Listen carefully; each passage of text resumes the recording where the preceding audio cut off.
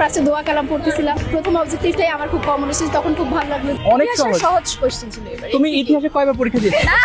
আমরা এসেছি মতিঝিল সরকারি বালিকা উচ্চ বিদ্যালয়, যেখানে ভেতরে পরীক্ষা দিচ্ছে আমাদের পরীক্ষার্থীরা এবং বাইরে টেনশন করছে গার্জিয়ানরা। সৃজনশীল হচ্ছে ম্যাক্সিমাম 5 থেকে 4 পৃষ্ঠা।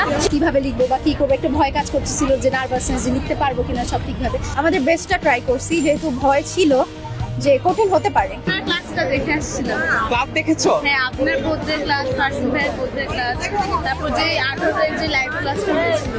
আমি করি কি, আপনাদের ভিডিওসগুলো যখন আসে আমি ফার্স্টলি আপনাদের ভিডিওগুলো একবার দেখি, দেখার পরে দেন আমি চেষ্টা করি নিজে নিজে সেটাকে না দেখে প্র্যাকটিস করার। তো তখন আমার মাথায় ঢুকে যায় যে আসলে এটার আনসার তো এটা হবে, এটার আনসার তো এটা, আমি এখানে ভুল করেছি, তার মানে এখানে আর ভুল করা যাবে না। এ প্লাসের আশা করা যায় ইনশাআল্লাহ। সো শুধুমাত্র কলেজে, ভালো কলেজে যাওয়ার জন্য না, আমার নিজেকে জাজ করার জন্য এটা একটা রেজাল্ট। সো এটা অফকোর্স আমি চাবো যে বেস্ট।